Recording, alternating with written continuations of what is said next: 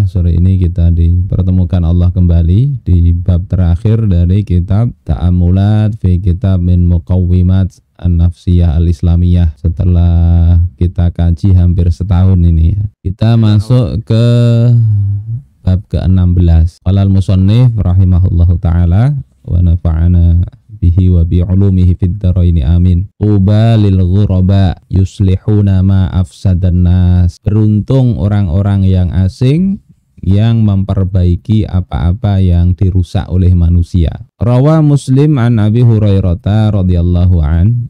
Imam Muslim telah meriwayatkan dari Abu Hurairah bahwasanya Rasulullah sallallahu alaihi wasallam bersabda, "Bada'al Islamu ghoriban." Islam itu awalnya asing, gharib, wa sayaudu ghariban, dan akan kembali asing. Fatuba lil ghuraba, maka beruntunglah orang-orang yang asing itu. Apa makna ghuraba? Al-ghuraba'u humun nuzza'u minal qabail. Al-ghuraba itu adalah an-nuzza' minal qabail, sebagaimana dalam hadis yang lain, yakni dalam riwayat Imam Ad-Darimi, juga Ibnu Majah, juga Ibnu Abi Syaibah, Al-Bazzar, Abu Ya'la, dengan sanad yang rijalnya thiqat, ya. Bahasanya Rasulullah bersabda dengan riwayat yang redaksinya kurang lebih sama, terus ditanya oleh sahabat, wa manil ghuraba, siapa yang dimaksud dengan orang-orang asing itu ya Rasulullah? Karena orang asing kan kalau di bahasa kita sehari-hari ya orang bule, orang asing. Maka beliau menjawab, ya, an-nuza'u minal qabail. Nuzza' itu orang-orang yang diambil, ya, diambil minal qabail dari kabilah-kabilah. Yakni orang asing ini orang bukan berasal dari satu suku saja. Bukan orang bule, bukan orang negro, bukan orang Arab atau tidak ya. Tapi mereka berasal dari banyak kabilah. Terus apa sifatnya? Ya, karena kalau bicara sekedar asing, aneh, ya banyak sekali. Maka perlu kita lihat sifat-sifat orang asing yang dipuji dalam hadis ini. Tidak sekedar aneh. Kalau aneh sekarang kita bisa lihat banyak, kadang pengajian juga aneh. Beberapa hari yang lalu mendengar itu ada pengajian yang sebetulnya sudah lama juga kita tahu agak aneh itu ya, karena ada yang nanya. Kita cek di channelnya itu ratusan ribu orangnya, subscribernya itu, cuma isinya kacau ya. Yang kemarin saya baca, lihat videonya mengartikan al-qari'ah, itu dia artikan sebagai al-qari' itu pembaca laki-laki, al-qari'ah diartikan pembaca perempuan. Terus dia katakan, saya juga bingung kenapa al-qari'ah kok diartikan sebagai hari kiamat. Dan dia tidak bisa membedakan hamzah dengan ain. Kalau al-qari'ah bagi hamzah memang itu pembaca, pembaca perempuan, orang yang membacakan ya, membaca, yakni qari dan qari'ah pakai hamzah. Sementara qari'ah itu pakai ain, maknanya adalah al-qiyamah, ya, hari kiamat atau bencana bisa. Jadi aneh. Tapi itu banyak pengagumnya ya. Nanti menerjemahkan Yasin itu diterjemahkan wahai sin. Nanti harus diurai macam-macam uraiannya. Wahai sin, Yasin, wahai sin. Terus apa rahasianya? Kenapa ya itu titiknya 2 diungkap di situ? Kenapa sin itu geriginya ada 3? Dikaitkan dengan nur Allah, nur Muhammad, nur jasad ya. Kita tidak jumpai ada ahli tafsir begitu menafsirkan. Awalnya itu bahkan huruf-huruf itu tidak ada titiknya. Ini hal aneh-aneh ini banyak ya pengajian ini, meskipun pengikutnya juga banyak. Tapi bukan aneh itu, bukan asing dalam arti asal berbeda ya. Tapi asing yang dimaksud al-ghuraba ini ada beberapa ciri khasnya. Yang pertama, yuslihuna inda fasadin nas. Mereka melakukan perbaikan ketika manusia itu rusak. Dengan dalil hadis Amru bin Auf bin Zaid bin Milhah al-Muzani, ya, bahwasanya Rasulullah Shallallahu Alaihi Wasallam itu beliau bersabda, innad dina bada'a ghariban wa yarji'u ghariban. Agama ini awalnya asing dan akan kembali asing. Tuba lil ghuraba, Maka beruntunglah orang-orang yang asing itu, yakni alladzina yuslihuna ma afsadan nasu mim ba'di min sunnati. Siapa orang-orang yang mereka memperbaiki apa yang telah dirusak oleh manusia dari sunnahku, telahku. Jadi aturan-aturan sunnah Rasulullah. Sunnah di sini maknanya bukan hanya hukum selain wajib, tapi adalah thariqah, ya, jalan yang dilalui Rasulullah, metode kehidupan yang telah digariskan Rasul. Saat manusia tidak mau dengan syariat Allah, dengan syariat yang dibawa Rasulullah, mereka justru memperbaiki. Mereka justru ingin kembali sebagaimana yang didakwahkan oleh Rasulullah, yang diterapkan oleh Rasulullah. Ini yang dipuji dalam hadis ini. Nah, di penjelasan Sunan Ibnu Majah dinyatakan oleh penulis kitab, alladzina yuslihuna ma afsadan nas mim ba'di min sunnati. Sabda Rasulullah itu maknanya adalah ya'maluna biha. Mereka mengamalkan sunnah Rasulullah sallallahu alaihi wasallam. Sunnah dalam artian metode kehidupan itu, at-thariqah al-maslukah, apa yang muncul dari Rasulullah sallallahu alaihi wasallam, bukan sunnah semata-mata yang bukan wajib. Sekali lagi saya garis bawahi itu. Kalau yang bukan wajib kan tidak ada celaan untuk meninggalkannya. Tapi ini adalah sunnah yang di situ ada hukumnya yang wajib dikerjakan, maka kerjakan. Tidak dikerjakan berdosa. Yang haram maka mesti ditinggalkan. Mereka mengamalkan itu. Tidak cuma mengamalkan, yadharunaha ala qadri taqatihim. Mereka menampakkan itu. Tidak sembunyi-sembunyi. Ajarkan apa adanya, apa yang dibawa Rasulullah sallallahu alaihi wasallam. Tidak usah malu-malu, tidak usah sembunyi-sembunyi meskipun aneh. Aneh nanti. Fahadzar rajul yusbihu fi qaumihi mu'tazilan mahjuran. Maka orang seperti ini yang dia tetap teguh kepada aturan yang dibawa Rasulullah, mereka amalkan, mereka tampakkan, tidak sembunyi-sembunyi lagi, mereka akan menjadi orang yang terasing dari kaumnya. Mahjuron, ditinggalkan, di blacklist, di apa lagi itu, di persekusi, bisa jadi begitu. Kal gharibi, seperti orang yang asing. Orang asing. Li'annahu sunnatullahil lati qad khalat min qabli birrusul wal anbiya. Min qablu birrusul wal anbiya. Karena itu merupakan sunnatullah yang telah terjadi pada para nabi dan rasul setelah sebelumnya. Jadi sunnatullah, orang yang membawa kebaikan itu pasti ada yang tidak senang.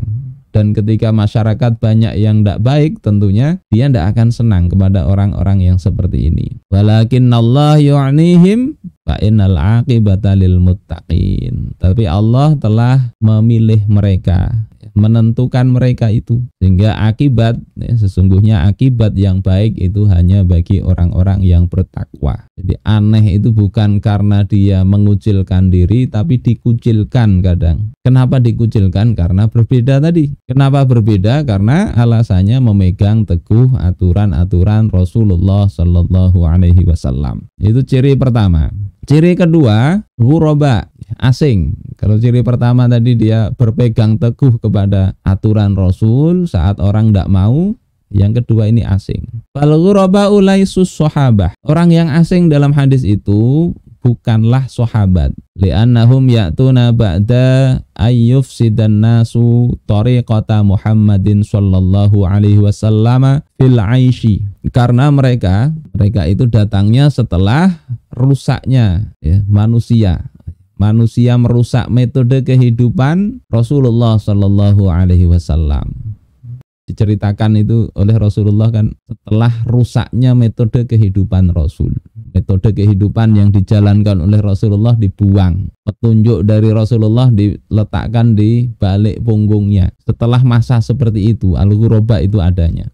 Sahabatu ridwanullahi alaihim lam yufsiduha walam tafsada fi zamanihim. Sementara sahabat ridwanullahi alaihim, mereka tidak merusak jalan hidup sebagaimana yang diterapkan pada masa Rasul. Para sahabat tidak merusak itu. Sementara al-ghuraba ini datangnya setelah manusia merusak sistem itu. Dengan dalil hadis Sahal bin Sa'ad As-Sa'idi, di mana beliau berkata bahwasanya Rasulullah sallallahu alaihi wasallam bersabda, hadis yang kita baca tadi, ya, yakni tentang Islam itu asing akan kembali asing. Terus sahabat bertanya, siapa mereka ya Rasulullah? Rasulullah SAW menjawab, alladzina yuslihuna inda fasadin nas, orang-orang yang melakukan kebaikan ketika manusia berbuat kerusakan. Nah, dalam riwayat At-Tabarani, ya, ini seperti ini. Terus di dalam Al-Awsad dan As-Shaghir, Mu'jamul Awsad dan Mu'jamus Shaghir dikatakan yuslihuna idza fasadan nasu. Mereka memperbaiki, ya, aslaha yuslihu, melakukan islah, perbaikan. Kata idza, ya, lafaz idza yusta'malu lima yustaqbalu minaz zaman. Mereka melakukan perbaikan idza fasadan nas, ketika manusia itu berbuat kerusakan. Kata idza itu digunakan untuk masa depan. Ini menunjukkan bahwasanya al-fasad, kerusakan ini adanya setelah masa sahabat, Ini sifat kedua. Kemudian yang ketiga, qalilun. Mereka ini jumlahnya sedikit.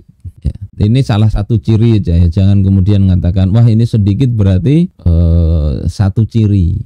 Ya, berarti ini orang ghuraba yang dipuji Nabi, tidak mesti. Karena ada sifat-sifat pertama kedua tadi. Imam Ahmad dan At-Tabarani meriwayatkan dari Abdullah bin Amr yang beliau berkata, kuntu inda Rasulillah sallallahu alaihi wasallam yauman.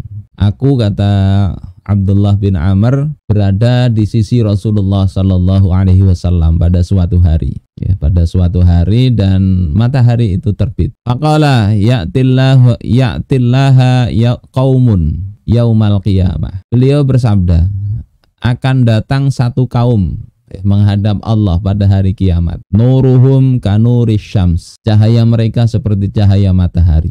Ini di dalam pendidikan ini menggunakan apa yang ada untuk sarana pendidikan. Ada matahari bersinar, nih jelasin nanti di hari kiamat akan ada orang itu datang kepada Allah dengan bercahaya seperti itu. Faqala Abu Bakar, maka Abu Bakar mengatakan, anahnuhum ya Rasulullah, apakah itu kami wahai Rasulullah yang dapat sifat seperti itu? Qala la, Rasulullah jawab enggak, ya. Walakum khairun katsir, kalian itu mendapatkan kebaikan yang banyak. Tapi yang kumaksud ini bukan kalian. Walakinnahum al-fuqara'u wal muhajiruna alladzina yuhsyaruna min aqtaril ard. Tetapi mereka itu adalah orang-orang fakir. Kemudian dan orang-orang yang berhijrah, yang mereka dikumpulkan dari penjuru-penjuru bumi. Nah, ini keutamaan orang fakir, ya. Fakir harta, bukan fakir ilmu atau fakir iman dan amal, ya. Ada hadisnya begini. Tapi orang kaya juga ada hadis keutamaannya. Ini maksudnya ya, kalau fakir itu ndak usah terlalu nelongso. Kalau kaya jangan terlalu terlalu tinggi juga ndak, ya. Jadi ini mereka orang-orang fakir dan muhajirin dari segenap penjuru bumi.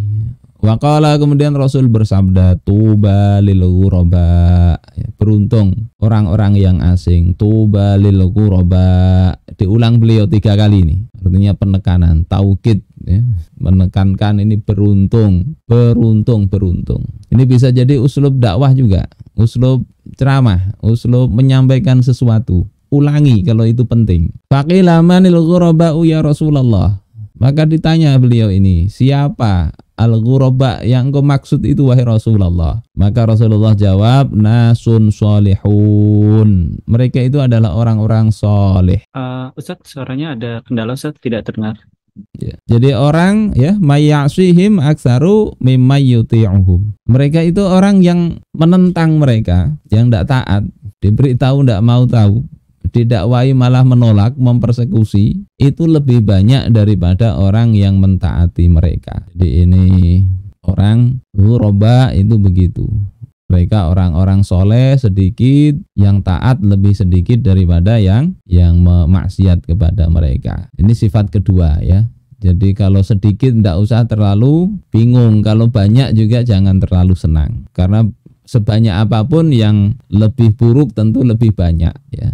Sebagaimana dalam Al-Qur'an, wa in tuti aksara man fil ardi yudilluka an sabilillah. Kalau engkau ikuti sebagian besar orang-orang di bumi, itu akan membuat engkau tersesat dari jalan Allah Ta'ala. Karena di penduduk bumi itu kaum muslimin itu juga sedikit. Nah, di antara sedikit itu ada orang-orang soleh yang melakukan perbaikan itu juga sedikit. Ini beruntung mereka yang seperti itu.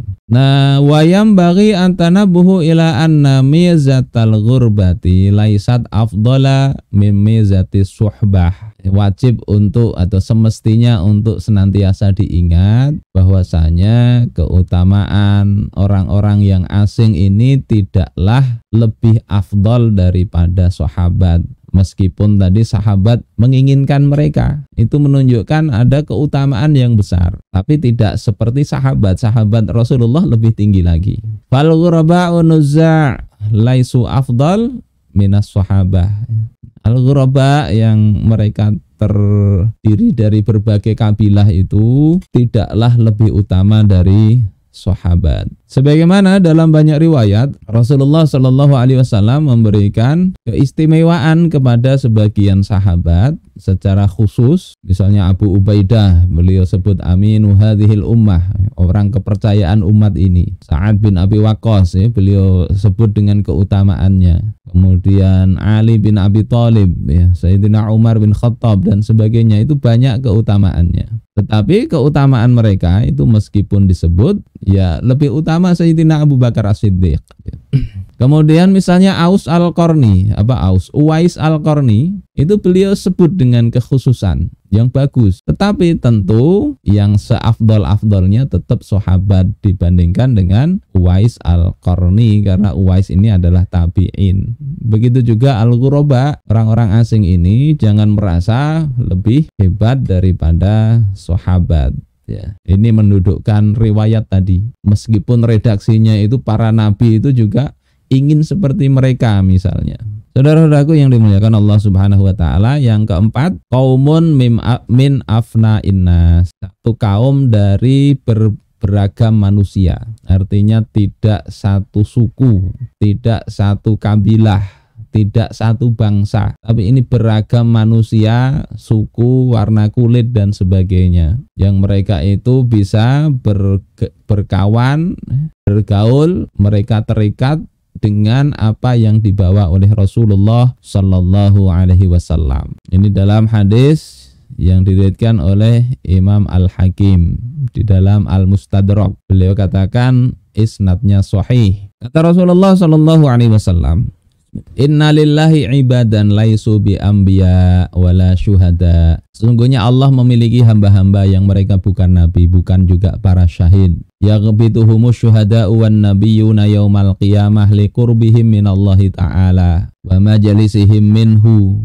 Ya, kemudian para syuhada, mereka bukan mati syahid, tapi orang yang mati syahid, para nabi pada hari kiamat itu menginginkan seperti mereka karena dekatnya mereka kepada Allah. Maka kemudian seorang A'rabi itu berlutut, ya, duduk pada dua lututnya, kemudian mengatakan, ya Rasulullah, sifhum lana wa hallihim lana. Wahai Rasulullah, sampaikan sifat mereka itu bagaimana, beritahu aku kondisi mereka seperti apa. Maka Rasulullah mengatakan, qaumun min afna innas, satu kaum dari berbagai macam manusia, min nuzza'il qabail, dari orang-orang terasing dari kabilah-kabilah mereka. Taswadaqu fillah, mereka berteman, bersahabat karena Allah Ta'ala. Wa tahabbu fih, mereka saling mencintai karena Allah Subhanahu wa Ta'ala. Ini orang-orang asing yang seperti ini yang dikatakan beruntung itu. Karena apa? Karena pertemanan karena Allah Ta'ala. Ini sesama muslim, ini sama-sama umatnya baginda Rasulullah Sallallahu Alaihi Wasallam. Tidak peduli ini orang dari Palestina, ini dari Rohingya, atau ini dari mana, tidak peduli itu. Mereka muslim, mereka sayangi, saling mencintai karena Allah Subhanahu wa Ta'ala. Ini sifat generasi yang asing itu. Kalau ada orang kemudian merasa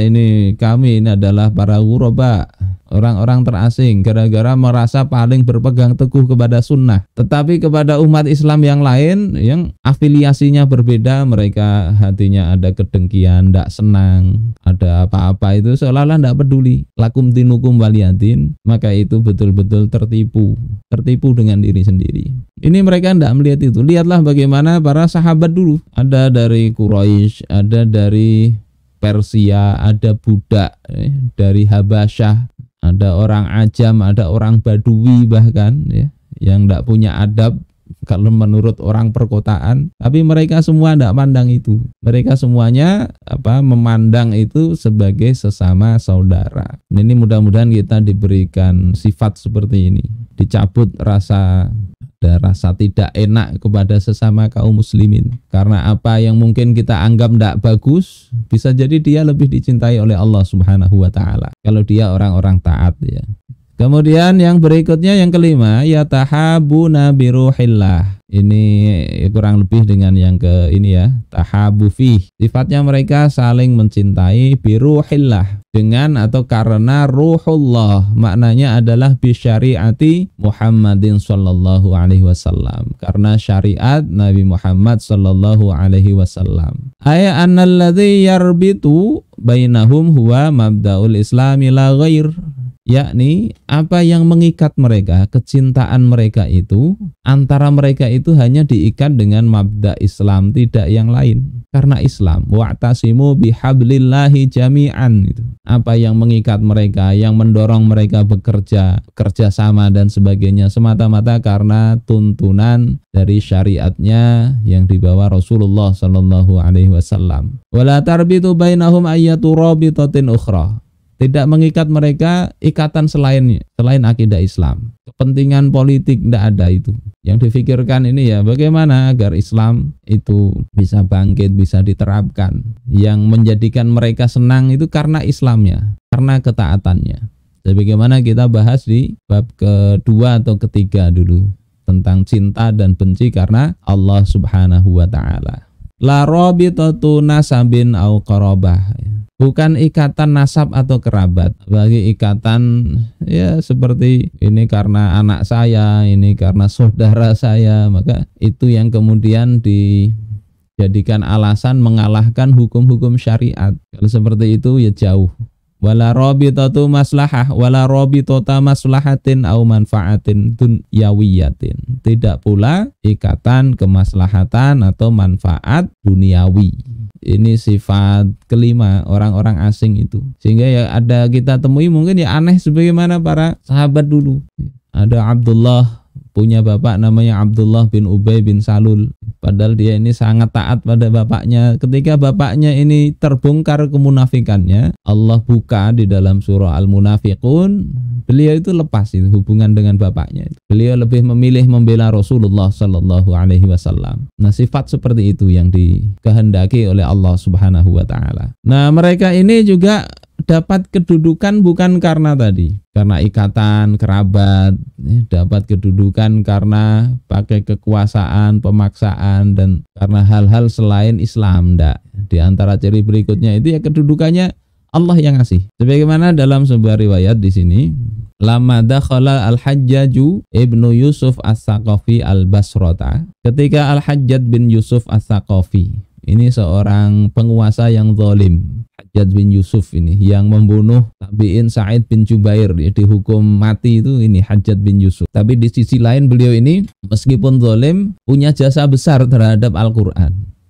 Penyebaran Al-Qur'an. Punya jasa besar terhadap penaklukan, menjaga stabilitas wilayah Islam waktu itu. Ini Hajjaj bin Yusuf. Ketika beliau masuk Basrah, beliau bertanya, "Man sayyidul Basrah?" Siapa tuannya orang-orang Basrah? Pemimpin Basrah ini siapa? Maka dikatakan kepada beliau Al-Hasanul Basri.